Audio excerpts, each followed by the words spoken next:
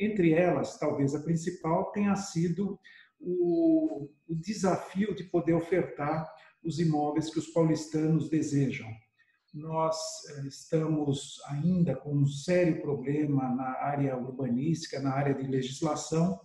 Nós, nos eixos, como muito bem sabem, podemos oferecer apenas apartamentos compactos, de pequeno tamanho, com número limitado, bastante limitado de vagas, e fora dos eixos de transporte, que corresponde a 96% do município de São Paulo, nós temos que oferecer empreendimentos na maior parte dos casos limitado a 8 andares, o que encarece o empreendimento, encarece a unidade, encarece condomínio, encarece tudo.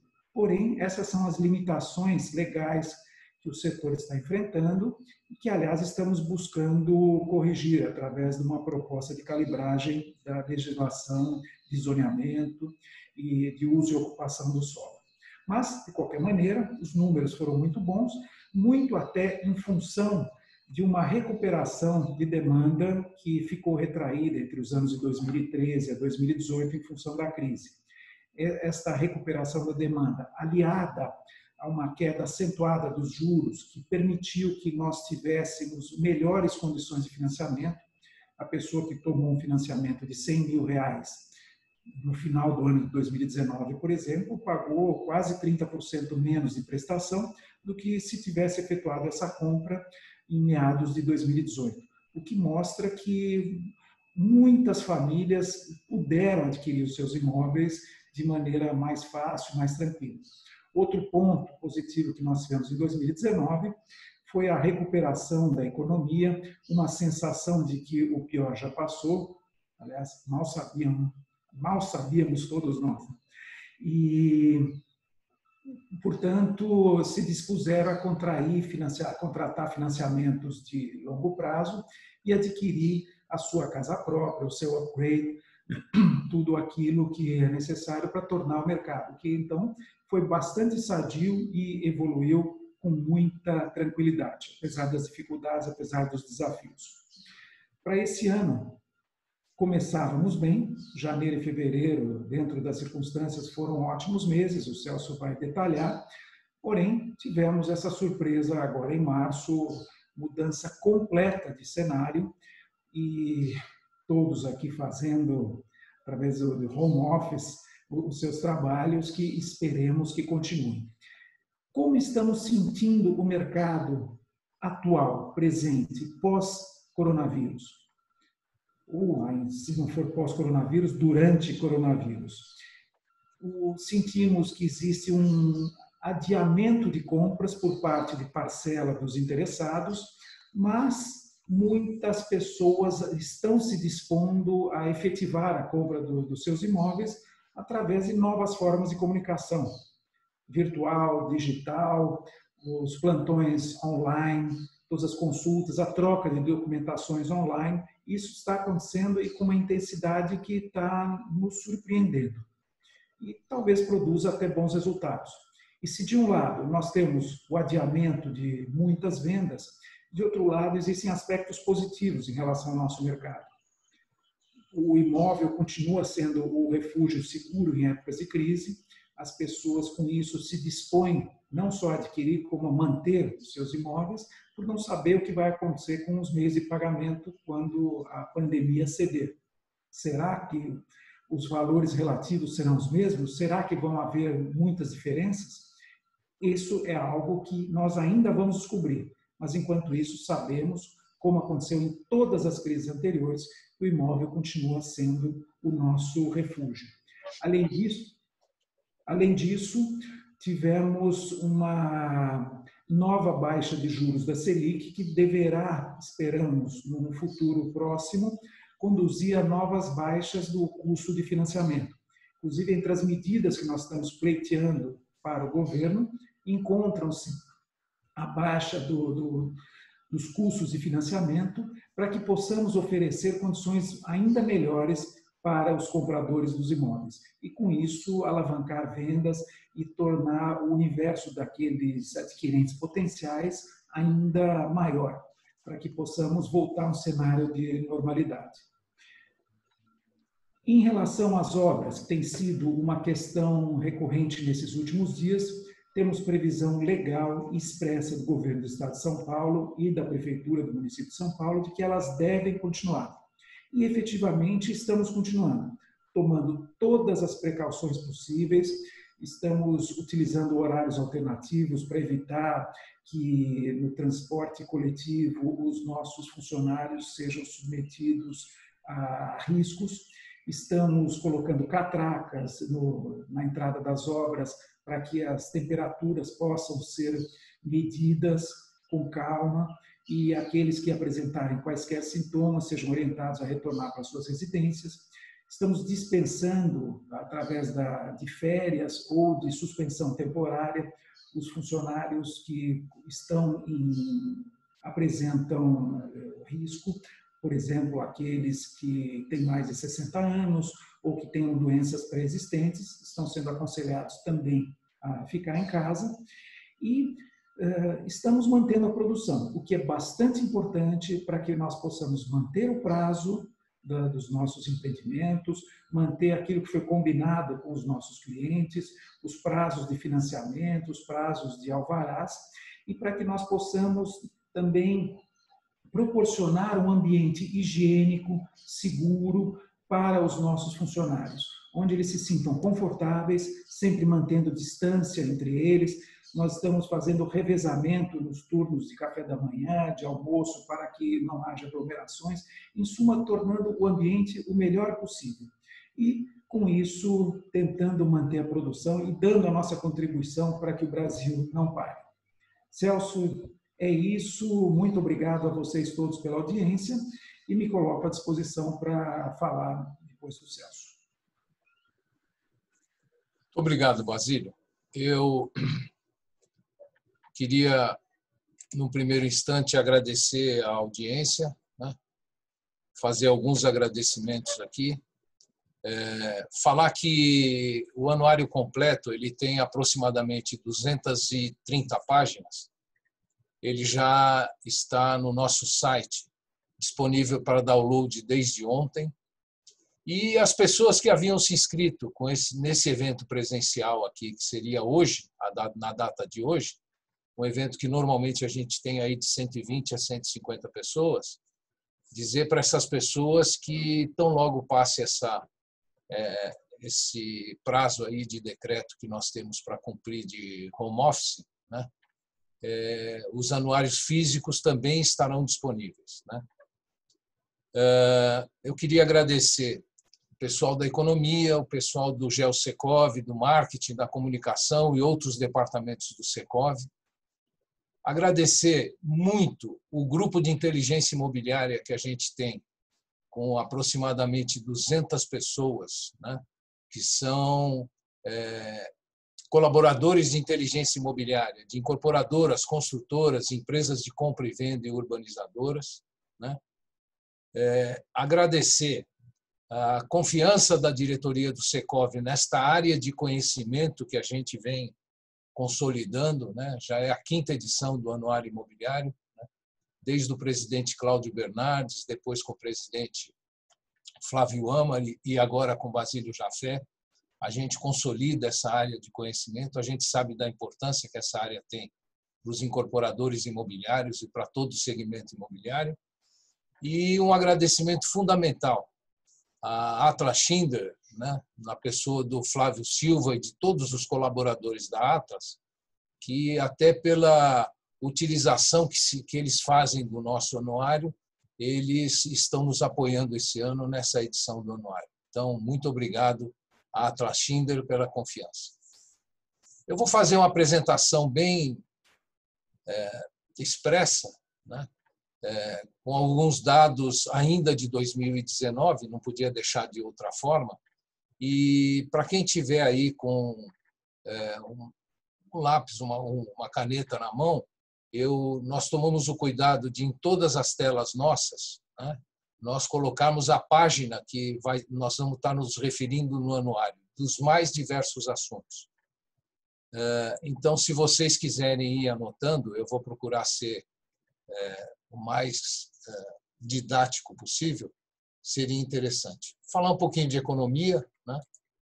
A economia, que começa na página 13 do anuário, ela mostra que nós terminamos o ano com um crescimento previsto para esse ano de 2,3%, né? Um crescimento que já se sabe que com as novas notícias não deve acontecer, né? O PIB da construção, depois de 5 anos seguidos de queda no seu crescimento, o ano passado teve um crescimento de 2%, e a previsão era de que o crescimento em 2020 poderia crescer 3%, ou seja, um incremento de 50% no PIB da construção, algo que agora já se coloca já se questiona, né? Porque nós vamos ter aí um delay de 30, 60, 90, 120 dias em algumas atividades da construção civil. As metas de inflação estão dentro das previsões do Banco Central e do Conselho Monetário Nacional, né? O que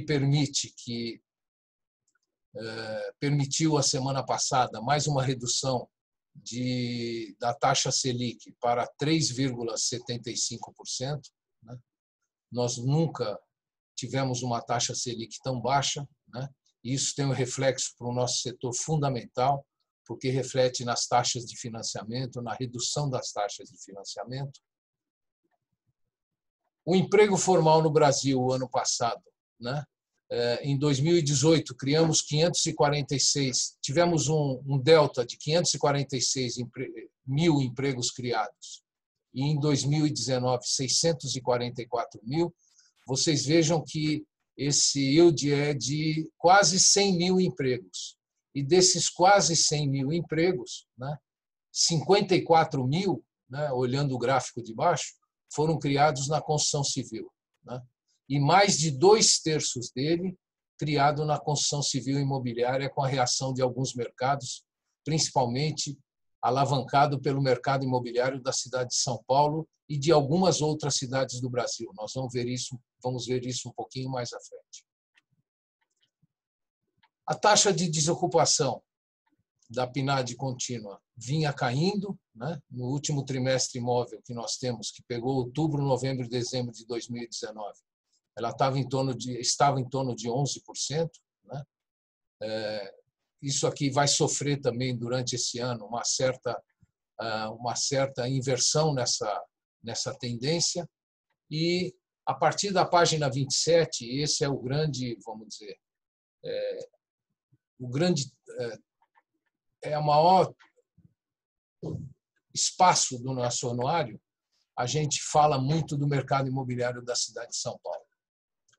E antes de eu mostrar isso, eu queria dizer o seguinte, que esses anos todos de pesquisa, né, com a mesma metodologia, a gente começa isso em 2004, ou seja, já são 16 anos de pesquisa, iniciados lá em 2004, eu posso afirmar para vocês e sugiro a todas as pessoas que trabalham com inteligência imobiliária, todos os incorporadores, todas as empresas de lançamento, cruzem os dados que nós temos no nosso anuário, porque isso é uma ferramenta fundamental para quem quer mitigar risco de uma atividade tão arriscada como é o mercado de incorporação imobiliária. Então, vamos lá. Nós, no ano passado, tivemos um maior avanço do mercado imobiliário, né?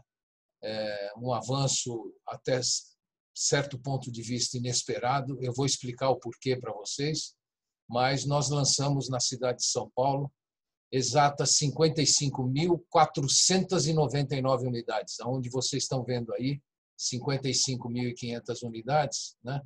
É o número de unidades que nós lançamos.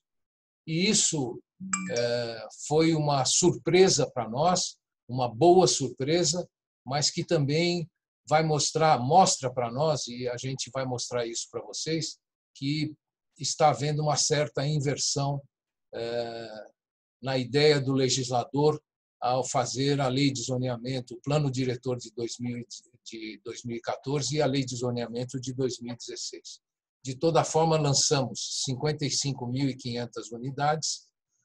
Dessas 55.500 unidades, vocês vão ver que as barras, a partir de 2016, nós estamos separando o que são unidades de um dormitório ou menos de um dormitório, unidades de estúdio, que é o azul mais escuro, né? E estamos separando o que são imóveis econômicos. Aonde eu falar imóveis econômicos, vocês ouçam Programa Minha Casa Minha Vida, porque esses dois mercados passaram a ser bastante significativos. O de apartamentos compactos, a partir do ano de 2013, e o Programa Minha Casa Minha Vida no município de São Paulo, a partir de 2016. Então, a gente está buscando separar isso até para mostrar que, a par de ter lançado aí 55.500 unidades na cidade de São Paulo, do nosso ponto de vista, ainda existe uma demanda reprimida para apartamentos de 2 ou mais dormitórios de médio e alto padrão. Ou seja, apartamentos acima de R$240 mil na cidade de São Paulo, apartamentos de 250, 300, 350, 500, apartamentos de 1 milhão, apartamentos de 1,5 milhão, 2 e mais milhões, nós, até pelo que a gente viu do mercado, né? Desde 2004, dá para a gente afirmar que nós temos aí uma demanda reprimida aí, que não suprimiu a média de lançamentos aí que a gente tem durante todos esses anos de 24 mil unidades ano. Aqui a gente procura mostrar, né?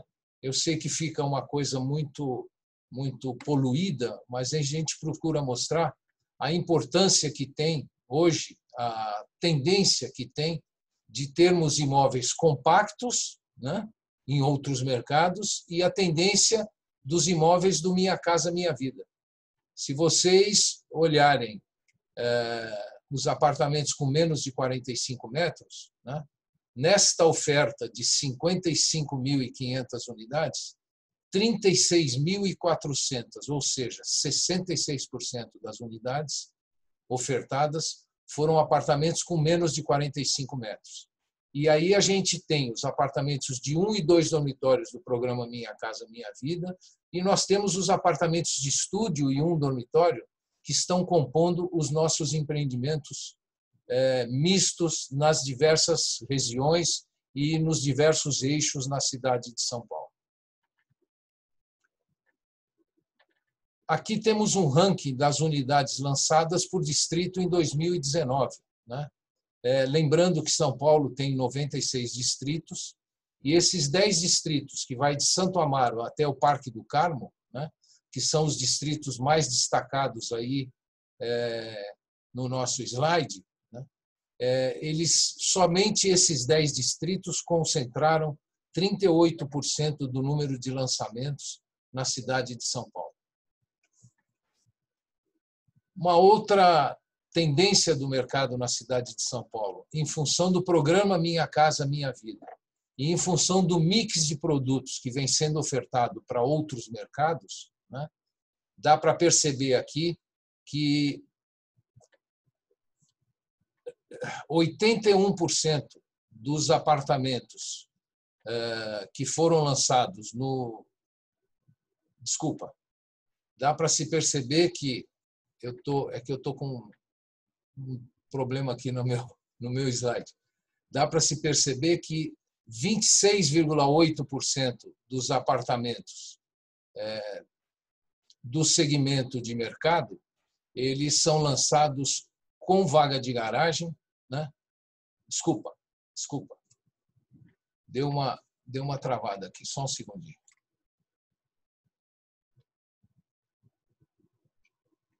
Não, está certo. 61% dos apartamentos lançados na cidade de São Paulo, eles são apartamentos sem vaga de garagem. E é lógico, né? 81% sem vaga de... Eu tô confuso nesse slide, gente. Eu peço desculpas, né? Só um segundinho. Tá. Já me achei. O o primeiro gráfico, que mostra os apartamentos com vaga de garagem e sem vaga de garagem, mostra também que neste segmento aqui de 26.500 unidades, das 55 mil unidades que foram lançadas, 52% não tem vaga de garagem. Tá? Né? Aqui estão os empreendimentos verticais sem vagas de garagem que foram lançados na cidade de São Paulo. Vocês percebem que eles estão dentro dos nossos principais eixos estruturantes, né? E o que a gente vê, as marcas mais claras de lançamento, são lançamentos feitos do programa Minha Casa Minha Vida fora dos eixos, mas que também não tem vaga de garagem. Aqui é um comparativo do que foi sendo lançado em 2016 a 2019, já separado com empreendimentos de outros mercados e econômicos, para ver o crescimento dos imóveis econômicos. Aqui as bolinhas azuis escuras são os empreendimentos econômicos e as bolinhas lilás são os empreendimentos de outros mercados. Eu queria destacar aqui a linha lilás do metrô, né, que ela tem, por aquele slide que eu mostrei de distrito para vocês, e por esse mapa aqui, dá para a gente perceber que a linha lilás teve um crescimento exponencial nos lançamentos na cidade de São Paulo. E as unidades econômicas, aonde que elas vêm se concentrando, né? Principalmente nos distritos do Sacomã, da Raposo Tavares, de Santo Amaro, do Parque do Carmo e Cidade Líder. Somente nesses 5 distritos, nós temos 31% das unidades econômicas lançadas na cidade de São Paulo. Aqui a concentração de unidades em distrito dos outros mercados, né? Santo Amaro, Vila Mariana, Tatuapé, Itaim Bibi e Perdizes, que concentra 37% das unidades lançadas em outros mercados. Os lançamentos foram muito bem e a comercialização não se comportou de outra forma. A comercialização de imóveis na cidade de São Paulo recuperou no ano de 2019 os anos de 2014, 2015, 2016, 2017 e 2018, tanto em número de unidades vendidas como em valor de venda, né? Valor de lançamento. Eu vou mostrar um pouquinho mais para frente para vocês. Vendemos 44.700 unidades. Aqui eu vou fazer um parênteses para dizer o seguinte. Os lançamentos de janeiro e fevereiro de 2020 já superaram os lançamentos de janeiro e fevereiro de 2021. As vendas de janeiro de 2020, que nós já fechamos a pesquisa, superaram as vendas de janeiro de 2019. Né? O último fim de semana que nós acompanhamos com índices antecedentes foi o fim de semana dos dias 14 e 15 de fevereiro. Né? E, pasmem, segundo as empresas que nós consultamos, foi o melhor fim de semana do ano. Né? O nosso departamento de economia, apesar de estar em home office, está terminando a pesquisa de fevereiro e a minha impressão é que o mês de fevereiro desse ano não vai ficar devendo ao mês de fevereiro do ano passado e, mais do que isso, janeiro e fevereiro desse ano vai estar à frente de janeiro e fevereiro do ano passado. E também, antes de avançar, vou pedir para as empresas que colaboram conosco, são 60 a 80 empresas que a gente consulta mensalmente. A partir de ontem e durante todas as semanas que a gente tiver essa reclusão, essa crise aí do coronavírus, do Covid-19, nós vamos estar fazendo uma pesquisa expressa, né? Uma pesquisa rápida, né? Para saber, porque os nossos plantões estão fechados para atendimento do público, mas a gente sabe que nós temos empresas trabalhando muito pela web e nós estamos tendo muito atendimento virtual e nós já temos notícia de vendas realizadas virtualmente. Nós vamos, durante todas as terças ou quarta-feiras desta semana e das próximas semanas, a gente vai estar tentando acompanhar esse mercado para poder falar para o mercado imobiliário o que vem acontecendo aqui na cidade de São Paulo. Então, voltando aqui, né, depois desse parênteses, comercializamos 44.700 unidades na cidade de São Paulo em 2019. Né?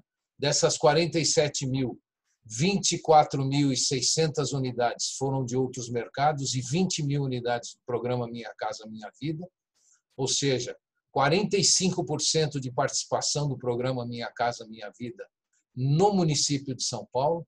Né? O nosso VGL, volume global de lançamentos, atingiu 28 bilhões, né? 27,9 bilhões, é o segundo maior da nossa série histórica, o terceiro maior da nossa série histórica, e o nosso VGV, né, que é uma expressão que todo mundo no mercado usa, nós atingimos 22 bilhões e 300. Nós sempre atualizamos os dados passados e os dados do próprio ano de 2019 pelo INCC-DI de dezembro de 19. A velocidade de vendas, que a gente chama de venda sobre oferta, atingiu em 2019 uma média de 13,1 ao mês, é uma média isso, né? Uma média muito boa, né? Próxima à média de 2013, que era de 13,3, e a nossa velocidade de vendas, ou a venda sobre oferta anual, está atingindo 58%. Isso significa, se tiver algum leigo nos assistindo, que não seja do nosso mercado, que das 55.500 unidades que nós lançamos o ano passado, na média, 57,9% delas estão vendidas. Temos empreendimentos com 100% vendido, com 90% vendido, temos empreendimento com 10% vendido, 20% vendido. Lembrando que no último trimestre nós lançamos na cidade de São Paulo mais de 21 mil imóveis só no último trimestre de 2019. A oferta final também teve um crescimento, né? O que algumas pessoas chamam de estoque, né? A oferta final bateu em 31 de dezembro 34 mil unidades, né? Muito em função do último trimestre eu ter o lançamento de 21 mil unidades, mas o que nos anima é que nós, antes de eu falar dessa oferta final, vou mostrar aqui por distrito, né? Os distritos aonde se concentra, os 10 distritos aonde se concentra, aonde se concentra 37% dessa oferta final, vai de Santo Amaro até Pirituba. E aqui temos uma boa notícia, né? Completamente diferente da nossa última crise de mercado, onde a gente tinha muito imóvel pronto. A nossa pesquisa detecta, ela traz dados dos empreendimentos lançados nos últimos 3 anos. Então, eu tenho aqui, aproximadamente, isso são dados de fazendo uma conta de cabeça, gente, de 110 mil unidades lançadas entre 2017, 2018 e 2019. Pode ser até um pouco mais, né? Eu não gravei esse número. Mas o que mostra para nós que o mercado vinha bastante saudável é que da nossa oferta final, lá em 31 de dezembro, de 34 mil imóveis, somente 4% desses imóveis estavam prontos, 60% estavam no período de lançamento dos últimos 6 meses e 37% no período de construção. Ou seja, isso mostra que a aderência dos produtos que foram lançados nos últimos 3 anos, a demanda na cidade e no município de São Paulo, estão muito fortes. Falar um pouquinho, a partir da página 65, a gente faz um panorama urbano que procura mostrar para vocês, dentro da legislação que nós tínhamos e da legislação que foi sendo modificada pelo Plano Diretor de 2014, pela Lei de Zoneamento de 2016 e principalmente pela evolução do programa Minha Casa Minha Vida, também em 2016 no município, a gente procurou, né, pegamos esses 288 empreendimentos lançados na cidade de São Paulo, isso são quase 500 edifícios, são só lançamentos residenciais verticais, né? Esses 288 empreendimentos, eles compõem aí quase 500 prédios, vamos dizer assim, 500 blocos, né? Ou prédios, e vocês podem ver aí pelo slide da esquerda, pelo quadro da esquerda, que 48% desses empreendimentos, ou seja, 16% dos empreendimentos, ainda são empreendimentos que vêm da lei do plano diretor antigo, né? E até a aprovação do plano diretor de 2004, 19 empreendimentos que ficam entre a aprovação do plano diretor e a nova lei de zoneamento de 2016, e 221 empreendimentos, ou seja, 77% de tudo que foi lançado na cidade de São Paulo, que dá 81,75% das unidades à sua direita, né, lançadas na cidade de São Paulo, já foram sobre a égide do plano diretor de 2014 e da lei de zoneamento de 2016. Aqui a gente procura separar esses lançamentos de verticais pelo tipo de mercado e pela legislação do projeto. Então, eu tenho empreendimentos econômicos, eu tenho empreendimentos dos outros mercados e eu tenho alguns empreendimentos, 15 deles, né, que são, 19 deles que são compostos, que eles têm unidades tanto do programa Minha Casa Minha Vida, quanto de outros mercados. E assim foi distribuído o número de lançamentos e as unidades lançadas, né? Aqui é o que foi aprovado, são os lançamentos feitos dentro da égide do plano diretor antigo, aqui dessa fase de transição, que vai até o plano diretor, até a lei de zoneamento de 2016, e aqui esses lançamentos, já com os 221 lançamentos que foram feitos sob a égide do novo plano diretor e da nova lei de zoneamento. Eu queria fazer um comentário, né? Vou fazer um comentário a partir de agora, dizendo o seguinte, que a ideia do legislador de levar as classes menos favorecidas, os empreendimentos mais baratos, os empreendimentos sem vaga de garagem para o eixo, elas não estão dando muito certo, né? Porque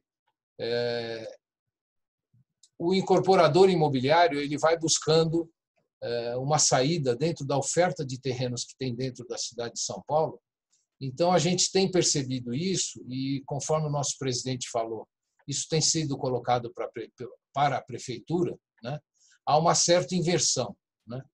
Os empreendimentos que a gente chama de outros mercados, eles se concentraram muito mais nos eixos estruturantes, e os empreendimentos do programa Minha Casa Minha Vida, eles se concentraram muito mais fora dos eixos estruturantes. Ou seja, está havendo vamos dizer, uma inversão do que pretendia o legislador, e nós temos alertado a prefeitura para isso, né?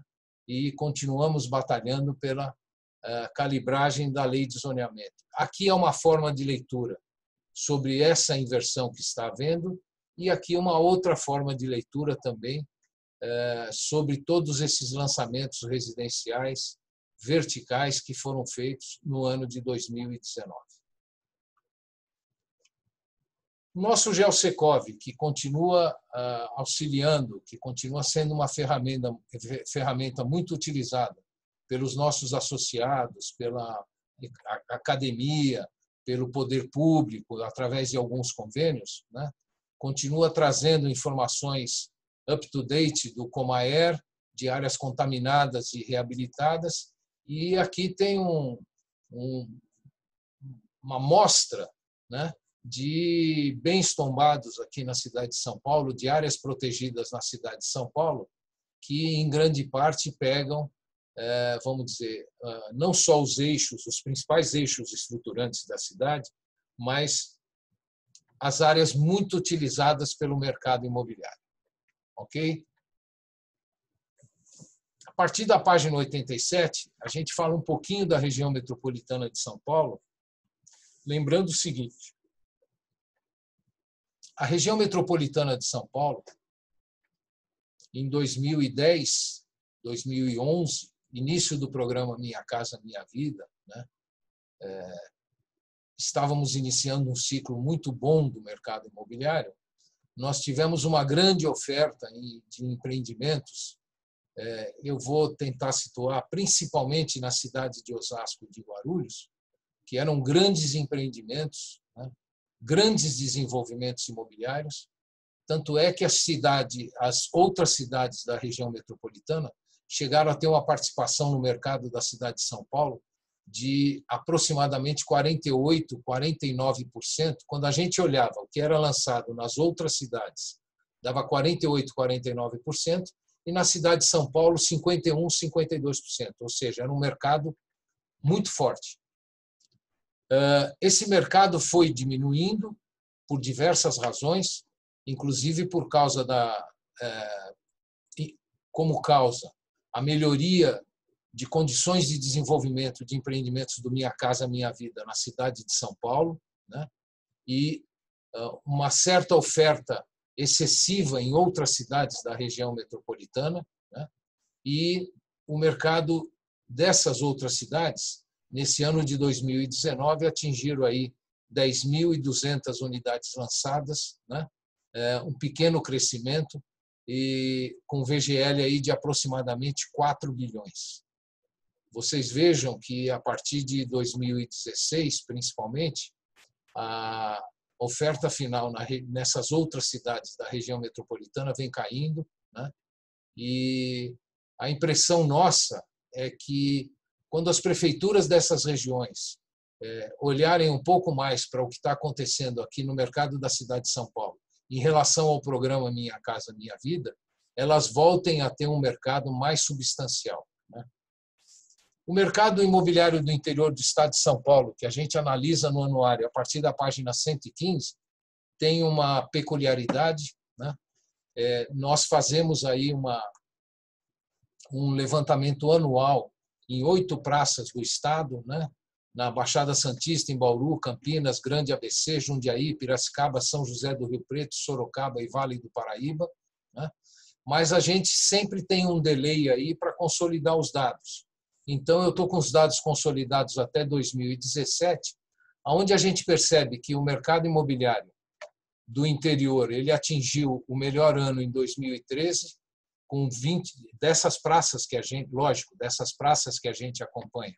Em 2013, nós tivemos o lançamento de 28.800 unidades. O pior ano não foi 2016, como o mercado da cidade de São Paulo, mas foi 2017, com 13.400 unidades lançadas. E, em 2018, já retornando um pouco o mercado, com 21.500 unidades lançadas nessas praças do interior.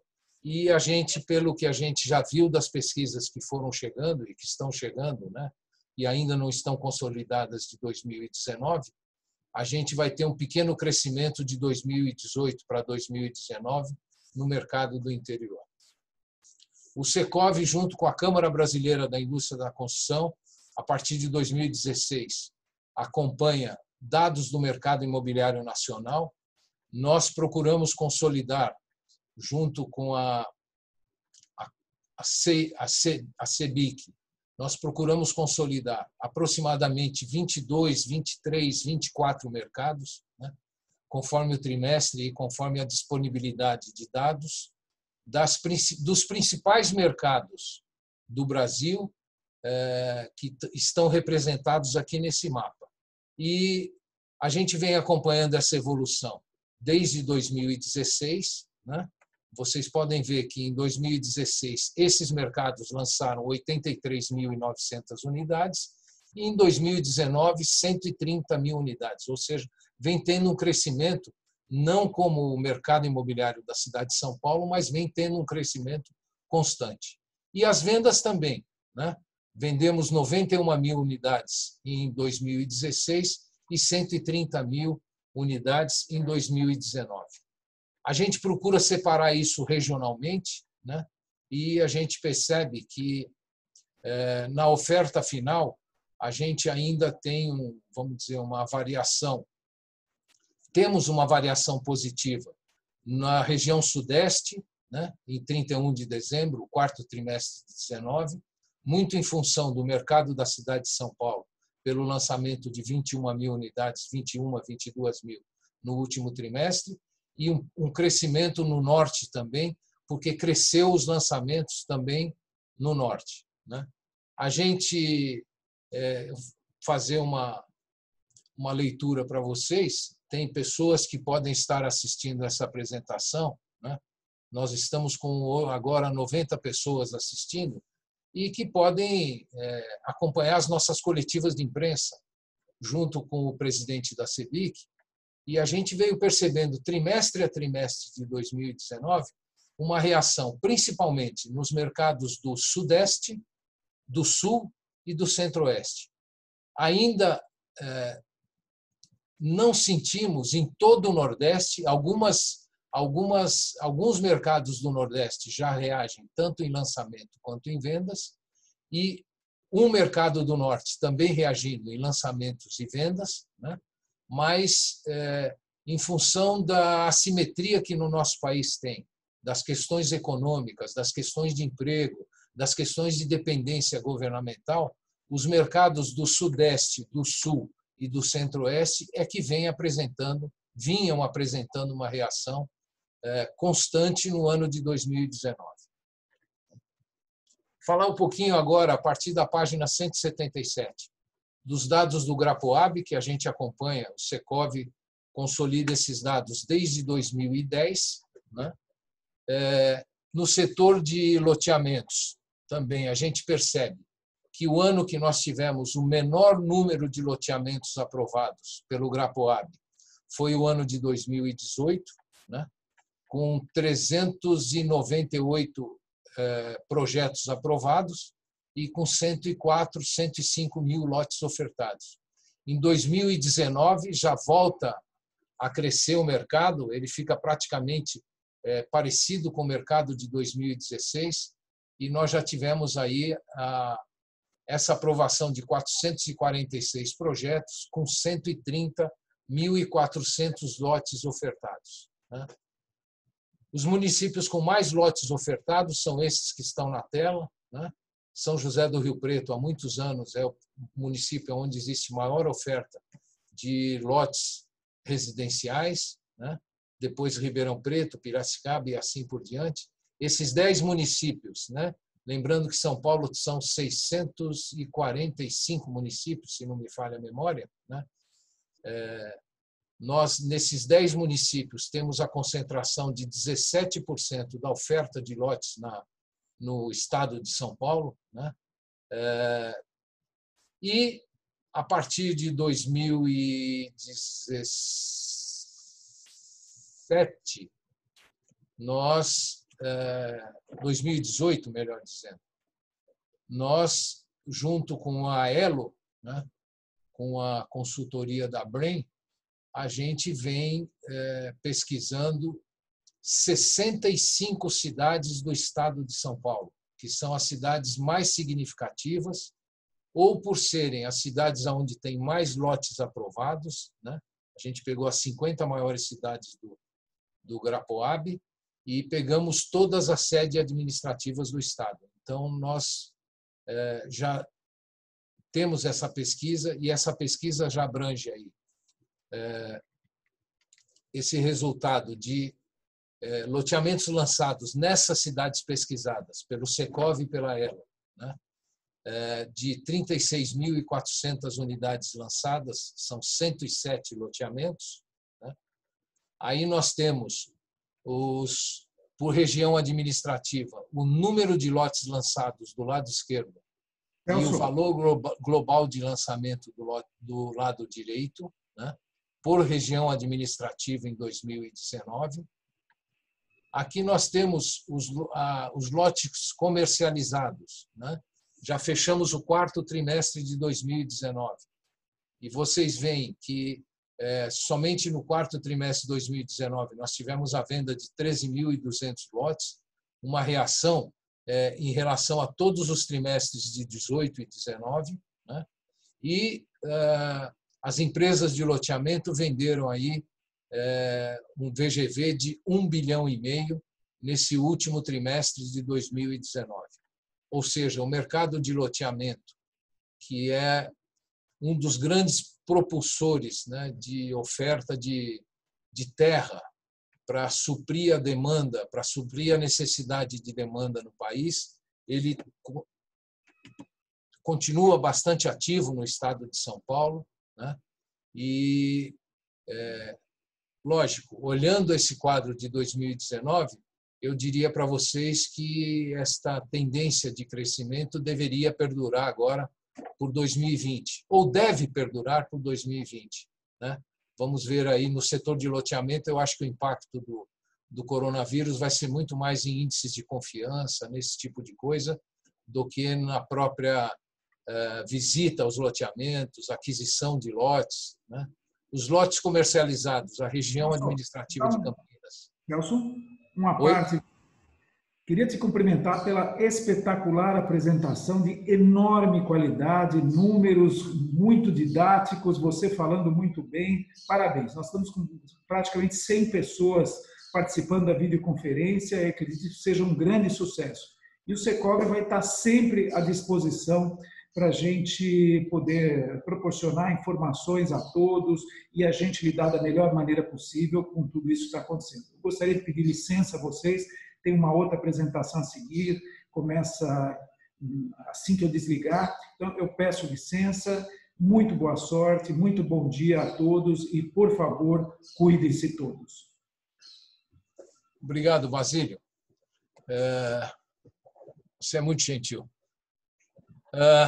Estamos aqui com o número de lotes comercializados por região administrativa, né?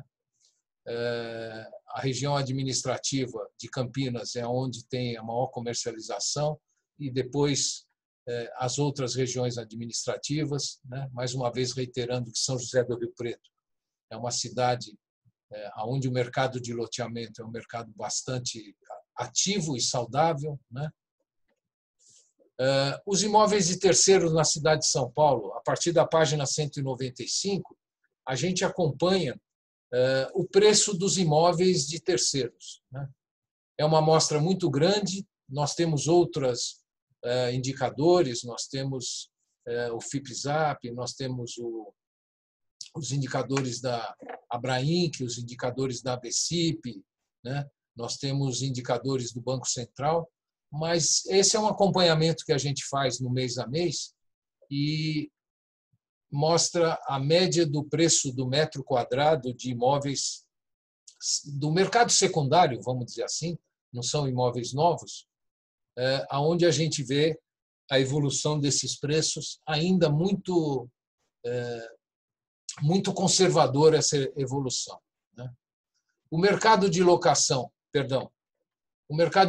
residencial que a gente passa a analisar a partir da página 201 é um mercado que o crescimento do valor do aluguel que a gente pesquisa foi de 4,10% o ano passado e ele foi superado pelo IGPM, que foi de 7,30% durante o ano de 2019. Né? A gente acompanha também, né, a evolução das ações locatícias, né? Cada vez cai mais essas ações locatícias. Hoje é muito mais fácil você acabar, se não tem... Opa, só um minuto, gente. Se não tem acordo com o seu locatário, hoje está muito mais fácil Os acordos estão sendo muito mais simples entre locador e locatário. As pessoas estão aprendendo no país, e isso já vem de muitos anos, né? Não é nada, não é nada. Lá em 2009, nós tivemos praticamente 23 mil ações locatícias.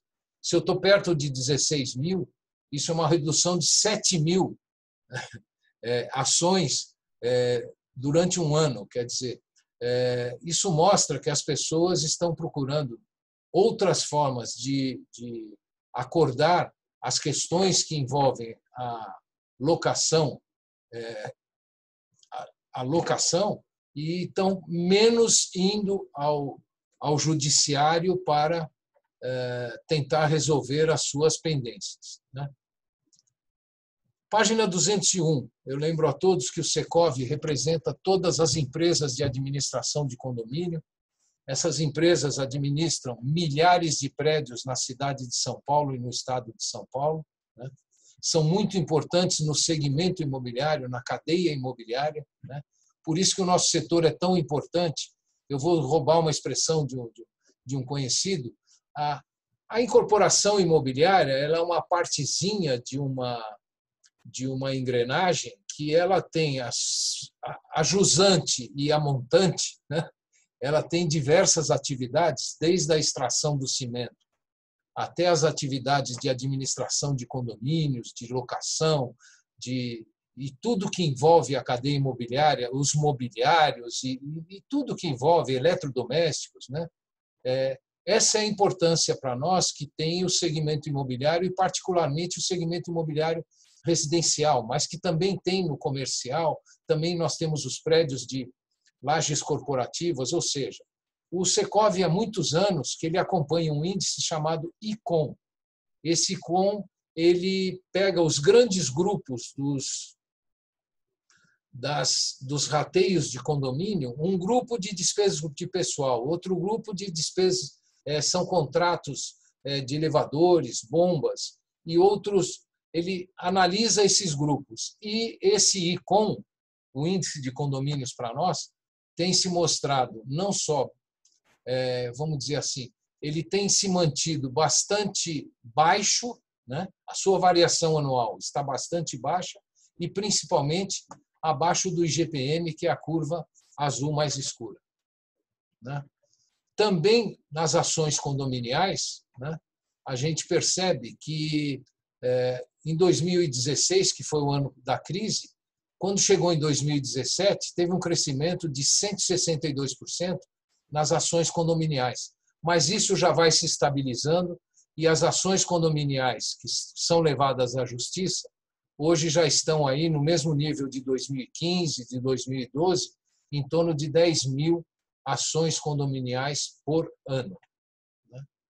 E, finalmente, a partir da página 215, sempre nos utilizando da parceria que nós temos com a BCIP, né, e com dados do Banco Central, a gente faz uma análise do que aconteceu com o financiamento imobiliário. E aqui eu quero fazer um outro parêntese, eu não quero ser cansativo, né?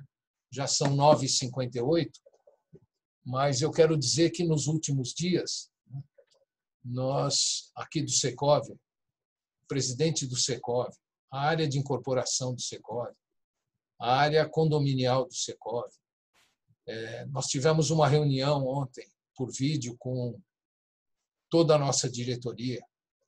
Nós estamos em contato constante e em videoconferências com Brasília. Nós estamos conversando com as autoridades, nós estamos conversando com a ABCIP, nós estamos conversando com o Ministério da Economia, que é responsável pelo Fundo de Garantia do Tempo de Serviço, né? Hoje mesmo, pasmem, um deputado manda um projeto de lei para a Câmara dos Deputados, propondo a liberação de 100 bilhões do Fundo de Garantia do Tempo de Serviço para pagar salário de trabalhador. Quer dizer, está na hora desse país tentar entender o que é o Fundo de Garantia do Tempo de Serviço, né? A maioria já entendeu o que é a caderneta de poupança, que na sigla, nosso país é um país de sigla, é o Sistema Brasileiro de Poupança e Empréstimo, o SBPE, e que é só vocês olharem aqui, né, o que o mercado de financiamento cresceu nos anos. Aqui eu estou só com a série histórica de 2005 até 2019, né? Mas isso passa de R$ 1 trilhão de financiamentos concedidos. Nós temos hoje perto de 8 milhões de contratos em vigor no país. Nós temos um sistema financeiro de habitação que ele é totalmente saudável, né? Ele passou pela pior crise que essa república já teve durante os anos de 14, 15 e 16, e a inadimplência máxima do sistema financeiro de habitação, do Sistema Brasileiro de Poupança e Empréstimo, foi de 1,9%.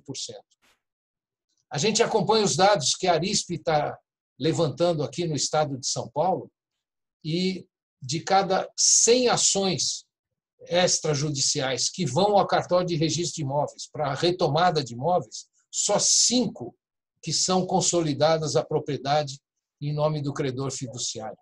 Ou seja, o povo brasileiro já entendeu que o imóvel é o bem mais importante na sua vida, na sua família, é o maior valor agregado que ele tem durante toda a sua vida, e a gente vê, olhando os números que vocês estão olhando aí, a gente vê o quanto é importante que a gente tenha financiamento imobiliário. Ponto 1, abundante, ofertado por todos, ofertado pelos 5 maiores bancos, ofertado por fintechs, ofertado por companhias hipotecárias, crédito com garantia imobiliária, que é, em inglês, o home equity. A nossa oferta de crédito ela tem que ser abundante, e hoje o cenário mostra que ela tem que ter taxa de juros próxima de países do primeiro mundo, né? E foi isso que a gente foi percebendo de 2018 para 2019. Né? O fundo do poço do financiamento imobiliário foi em 2017, né? Quando a caderneta de poupança e o fundo de garantia financiaram 101 bilhões de reais. Né? Em 2018, esse número cresceu para 117 bilhões e em 2019 para 135 bilhões. A previsão da BCIP, lá, quando ela fez a coletiva de imprensa, a questão de uns 30 dias, era que nós teríamos esse ano 160 bilhões de financiamento imobiliário. Com a limitação que o fundo de garantia tem, vocês olham que está 57 bilhões em 2019 e 57 bilhões em 2020, mas com o crescimento do SBPE.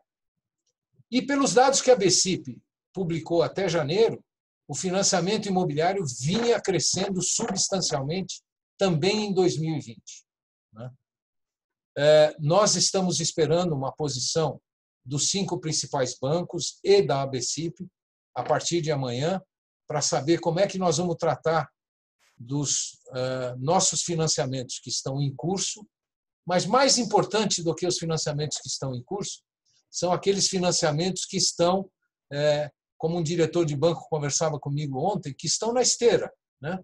Na esteira desses bancos, da Caixa Econômica Federal, do Bradesco, do Itaú, do Santander, do Banco do Brasil, existem milhares de financiamentos para pessoas físicas e centenas de financiamentos para pessoas jurídicas que eles não podem sofrer interrupção. Nós temos que encontrar uma solução para que este mercado não pare. Quanto mais ele parar, pior vai ser a retomada da economia, passados esses 2, 3 meses que a gente tem aí de coronavírus, eu vou chamar assim, né? Eu espero até que dure menos, né?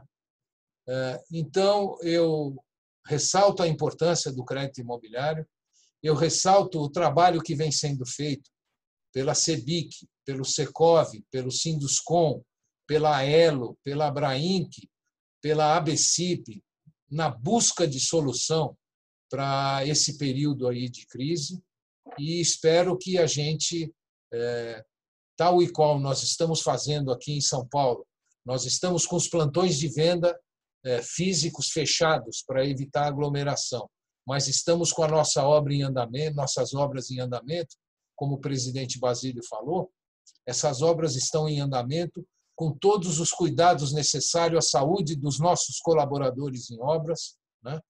E com todo, vamos dizer, a aquiescência do governo do Estado, inclusive do governador João Dória.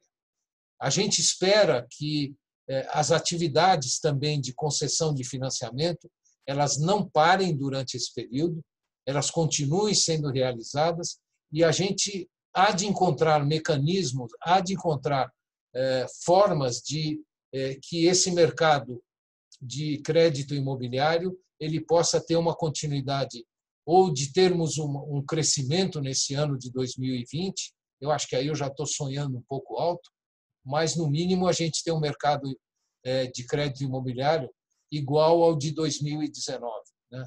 Eu não quero ser muito otimista, mas eu diria até que se a gente tiver muito juízo, todos nós, operadores do mercado imobiliário, operadores de crédito imobiliário, operadores de incorporação e construção imobiliária, se todos nós tivermos juízo durante esse período, eu tenho a impressão que a gente pode até surpreender lá no final do ano e ter um crescimento ainda do mercado de crédito imobiliário.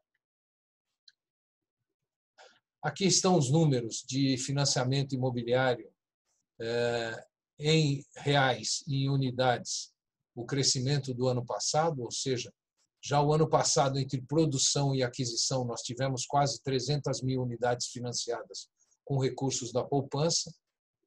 A nossa estrutura de funding, que é de 1 trilhão e 300 bilhões de reais, né?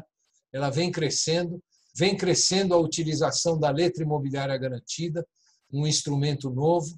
O Banco Central tinha prometido regulamentar a emissão dessas letras, inclusive no mercado externo, agora no mês de março. Eu acho que isso vai ficar um pouquinho para frente, né? Mas as letras imobiliárias garantidas vêm substituindo um pouco o mercado de letra de crédito imobiliário, as LCIs, né? O Fundo de Garantia do Tempo de Serviço vem crescendo como funding.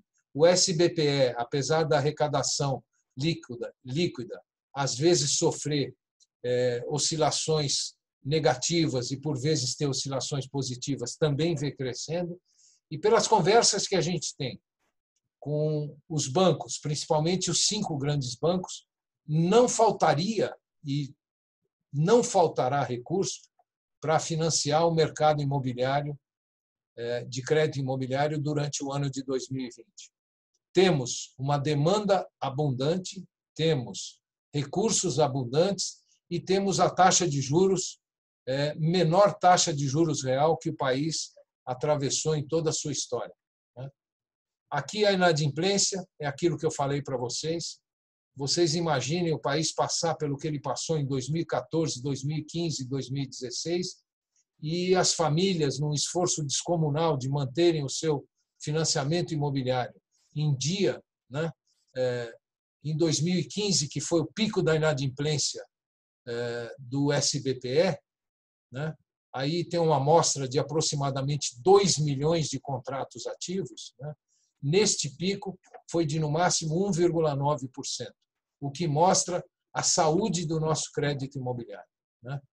Eu ouso dizer, e tenho repetido isso para os nossos interlocutores do governo, se eles procurarem pelo resto do mundo um sistema financeiro que passou pela crise que nós passamos, que saísse dessa crise com uma saúde como nós saímos aí nos anos de 2018 e 2019, no sistema de financiamento habitacional.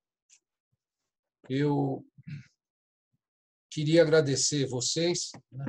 Acabei tomando aí uma hora do tempo de vocês aí. Nós chegamos no pico aí a ter quase 100 pessoas. Estamos terminando essa apresentação com 80 pessoas assistindo. Peço desculpas pelo meu engasgo lá no slide com vaga de garagem, sem vaga de garagem, né? Mas eu, apesar da idade avançada e da experiência que eu tenho, eu ainda, quando vou fazer uma apresentação dessa, eu fico nervoso, né? e eu acho que é isso que me dá força para continuar trabalhando aqui no Secov São Paulo, como vice-presidente da área imobiliária da Câmara Brasileira da Indústria da Construção e como uma pessoa que gosta muito do que faz, como nós gostamos aqui. O Secov gosta dessa área e eu espero que esse anuário que a gente já disponibilizou em download para vocês e que logo que a gente voltar em nossos eventos, a gente vai distribuir os exemplares físicos, né? Principalmente para aquelas pessoas que estavam inscritas. Eu já estava com perto de 100 pessoas inscritas para essa apresentação presencial hoje, né? Eu queria agradecer mais uma vez os departamentos de Economia, Geosecov, Marketing, Comunicação e outros departamentos do Secov, agradecer o grupo de inteligência imobiliária que nos acompanha no dia a dia, são aproximadamente 200 pessoas, e agradecer a confiança aqui do Basílio Jafé e de todos os vice-presidentes do Secov com o nosso departamento de Economia. Gerar conhecimento é a nossa missão e a gente vai continuar trabalhando dentro dessa missão. Muito obrigado a todos e vou falar a mesma coisa que o presidente Basílio Jafé. Cuidem-se, né? É mais importante agora a gente cuidar da nossa saúde para que daqui a 2 semanas, 3 semanas, 4 semanas, né, o mais rápido possível, a gente volte a trabalhar daquela forma que nós estávamos trabalhando antes desse período aí do decreto do Covid-19. Muito obrigado pela atenção e um abraço a todos.